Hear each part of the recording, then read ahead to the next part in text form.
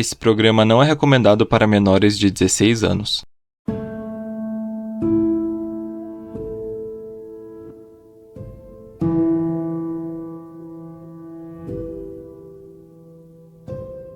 Boa noite, detetives. Eu sou Rodolfo e essa semana estamos aqui reunidos para entrar em mais um caso.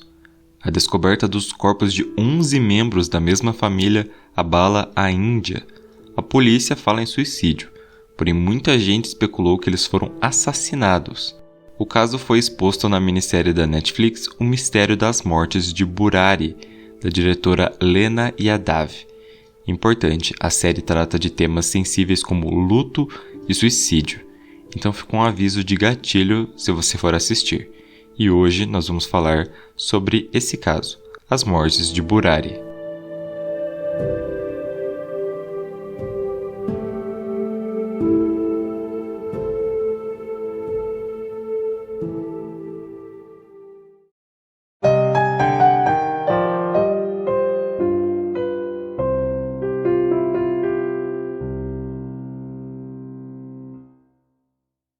Para a gente entender esse crime, nós precisamos primeiramente contar a história da família Chundawat. O Bhopal Singh e a Nariya Devi se casaram e tiveram 3 filhos. Eles viviam em uma zona rural na cidade de Torhana, até se mudarem para Delhi no comecinho dos anos 90 com o filho mais novo, o Lalit. Com o passar do tempo, a família foi aumentando. O Lalit se casou com a Tina e juntos eles tiveram um filho, o Shiva. A filha mais velha do Bhopal e da Nariya, a Pratibha, ela era recém-viúva na época e ela foi morar junto com os pais e com a filha Priyanka. E o outro filho do casal, o Bravenesh, também foi morar junto com eles, junto com a esposa dele, a Savita. E juntos eles tiveram 3 filhos, Maneka, Netu e Duruv. Então viviam 11 pessoas na mesma casa. A família tinha um armazém no andar de baixo do sobrado onde eles moravam, que ficava no bairro de Burari. Eles conseguiam manter uma boa renda, além do dinheiro dos membros que também trabalhavam fora. A família era muito querida pelos vizinhos, os homens da família costumavam ir às celebrações religiosas toda semana. A Nariya Devi, a Savita e a Tina, elas eram donas de casa, elas gostavam bastante de cozinhar e eram bem atenciosas com todo mundo. E os netos eram descritos como muito inteligentes, principalmente a Netu, que na época estava fazendo mestrado em comércio na Lovely Professional University. Em 2006, tudo mudou depois que o Bhopal faleceu. A morte mexeu bastante com toda a família, porém foi o Lalit que mais sentiu. Ele era bem reservado, mas depois da morte do pai, ele se tornou mais introvertido ainda.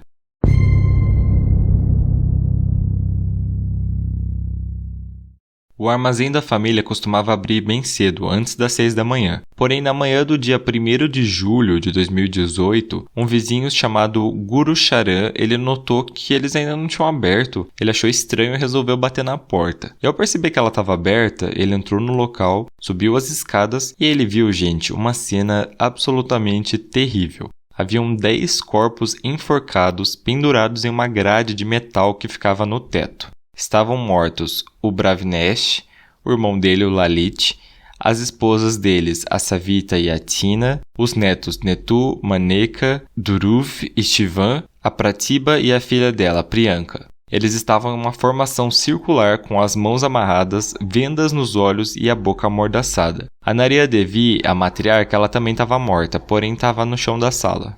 O vizinho que encontrou os corpos, ele ficou assim totalmente apavorado com o que ele viu. Ele saiu correndo da casa e começou a avisar os vizinhos que a família tinha sido assassinada. Por volta das 7h20, o Rajev Tomar, que era um policial que estava fazendo ronda ali em Burari, ele chegou à casa depois de uma chamada de PCR na sala de controle da polícia. Ele entrou, viu os corpos e imediatamente chamou os seus superiores. Ele disse, abre aspas, em minha carreira de 17 anos até agora, nunca vi uma cena de crime como esta e espero nunca ver de novo. A notícia das mortes, ela se espalhou muito rápido. Então, assim, em questão de minutos, uma multidão começou a se juntar na porta da casa da família. Isso incluía vizinhos, repórteres, curiosos e também outros familiares que queriam saber o que estava acontecendo. Antes do meio-dia, o caso já estava sendo conhecido nacionalmente e até o ministro-chefe do estado de Delhi foi até o local para ficar a par da situação. No meio da confusão, alguém conseguiu passar a barreira policial, entrar na casa e filmar os corpos. O vídeo começou a se espalhar em grupos de WhatsApp, que na Índia, assim, o WhatsApp é tão famoso quanto no Brasil. E isso chegou, gente, a ser exibido nos jornais sensacionalistas do país.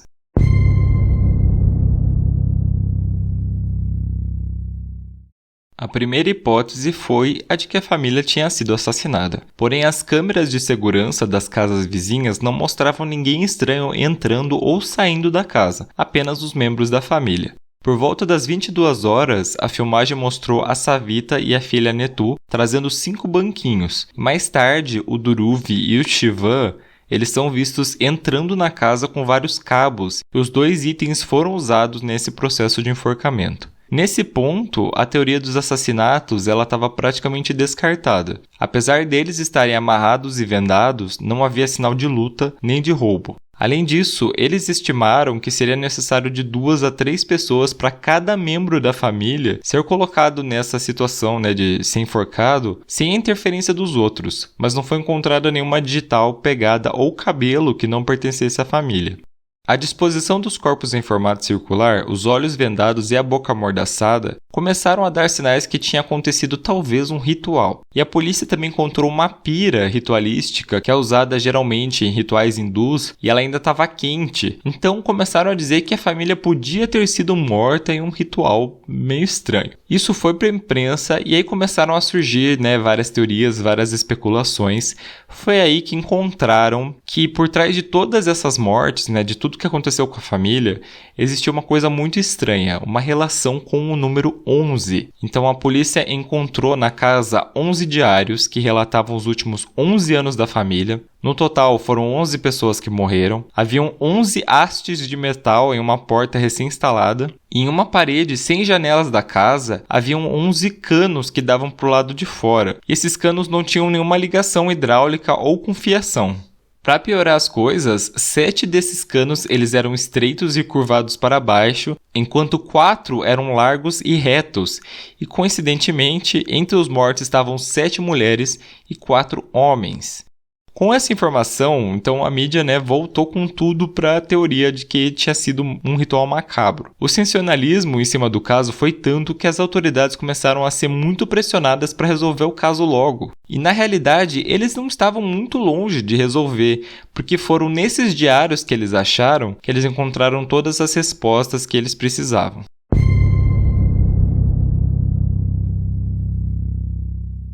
Os diários eram escritos pelo Lalit, o filho mais novo, e que também era considerado o chefe da família depois que o Bhopal morreu. Todos os vizinhos e amigos disseram que era ele quem controlava a família e decidia o que eles iam fazer ou não. O Lalit ele tinha um histórico de traumas muito grande. Quando ele era jovem, ele sofreu um acidente de bicicleta bem sério que causou um ferimento muito grave na cabeça dele. Ele também ficou preso em um depósito em chamas durante um atentado e também teve que lidar com a morte do pai.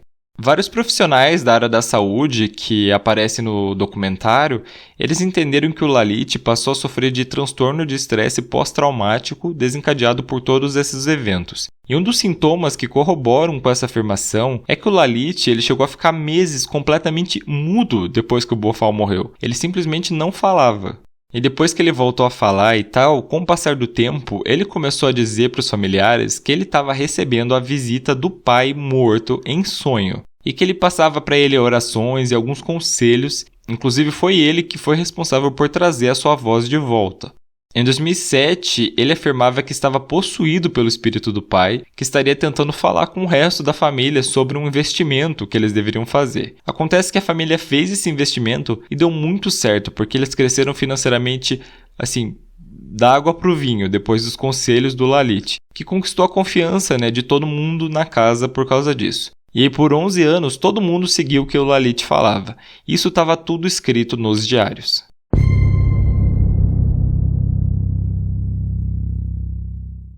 Então, infelizmente, a polícia chegou numa conclusão de que tudo que aconteceu com a família foi, digamos, um acidente. Vocês já vão entender por quê. No fatídico dia, o Lalit convenceu a família a realizar um ritual que consistia em se enforcar de uma forma que eles ficassem pendurados como galhos de uma figueira de Bengala, que é uma árvore bem comum lá na Índia. Eles deveriam permanecer assim até que a água de uma panela ficasse vermelha, o que levaria de 10 a 15 minutos. Caso fosse tudo feito de forma correta, eles sobreviveriam. Não se sabe exatamente para que esse ritual iria servir, mas tem uma teoria muito interessante que a Priyanka, a sobrinha do Lalit, ela ficou noiva bem recentemente, assim, antes deles morrerem. E ele pode ter tido medo de que uma vez que ela fosse para uma outra família, porque na Índia, geralmente, quando uma mulher casa, ela deixa a casa da família e vai morar com a família do noivo, Ela não vai morar exatamente só com o noivo. O segredo da família, o segredo de que o Lalit escrevia os diários, recebia o espírito do pai, dava conselhos e tudo mais, pudesse ser revelado. E uma outra teoria também diz que com ela fora da casa, a bênção do espírito do pai não caísse mais sobre eles. Então ele teria ficado com muito medo e teria feito esse ritual, que infelizmente acabou falhando, porque eles não conseguiram se soltar e acabaram que todos morreram. E aí, quanto ao número 11, provavelmente também foi uma coincidência muito grande, porque o empreiteiro e o soldador que instalaram as hastes e os canos disseram que, embora tenha sido ideia do Lalit colocar esses canos para melhorar a ventilação e a iluminação da casa, em nenhum momento ele deu instruções claras sobre o número de canos que deveriam ser colocados, e também não faz muito sentido essa história dos canos retos ou não, porque quem colocou os canos disse que foi tudo bem aleatório, foram usados pedaços de cano ali que estavam sobrando. Então, mesmo com toda a mídia sensacionalista, e realmente aconteceu um ritual, mas que não saiu como eles tinham planejado, no final das contas, as investigações mostraram que as mortes de Burari, elas não foram diretamente um suicídio, mas sim um acidente, muito trágico. Tanto o Lalit quanto os familiares, eles estavam sofrendo do que os profissionais da saúde chamam de psicose compartilhada, que é quando alguém não está bem mentalmente, começa a dar sinais claros de psicose, porém as pessoas que estão ao redor dele compartilham desse mesmo sentimento, e por isso todos seguiam as ordens dele sem fazer nenhuma oposição, que é muito triste, porque se ele tivesse feito tratamento para o transtorno de estresse pós-traumático dele, provavelmente isso não teria acontecido. E uma coisa interessante que também é levantada no documentário é se realmente tudo que o Lalit fez foi intencional ou não. Se ele era uma mente muito perversa ao ponto de fingir que ficou mudo, fingir que recebia o pai, fingir que dava conselhos e tudo mais, ou não, ou realmente ele estava sofrendo de um quadro de psicose muito grave e acreditava em tudo aquilo, o que fazia com que a família, infelizmente, acreditasse.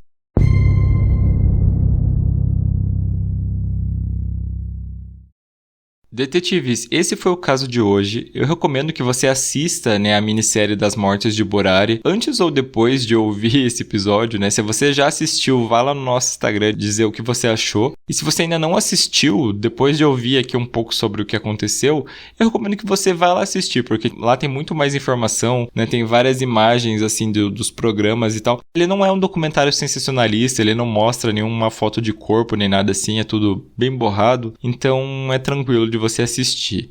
Eu acho que é um trabalho muito legal e também de uma região que a gente não recebe muita coisa, A gente não fica sabendo de muitos casos lá da Ásia, principalmente. Então eu acho que faz sentido a gente dar uma assistida no documentário, porque é um caso, no final das contas, muito interessante, Que envolve aí rituais macabros, que é uma coisa que o pessoal tanto gosta, Por mais que tenha sido o ritual que deu errado, e também a parte de saúde mental, Eles focam bastante nessa parte no documentário. Tem uma psicóloga, tem uma outra profissional da saúde que também fala lá, e também a jornalista, que investigou bastante o caso, os policiais, familiares, outros familiares da família também falam.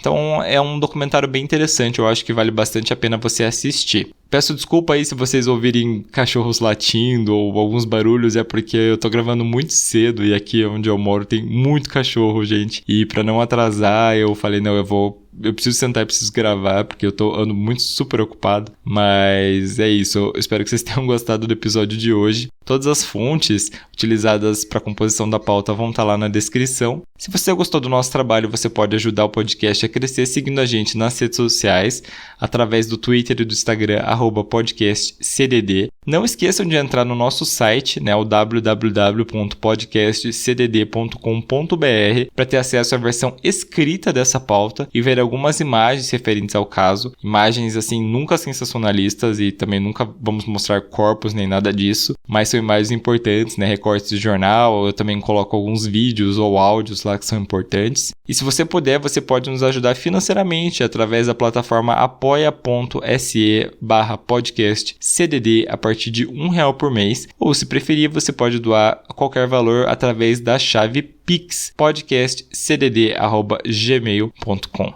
Então a nossa reunião fica por aqui, nos vemos na semana que vem.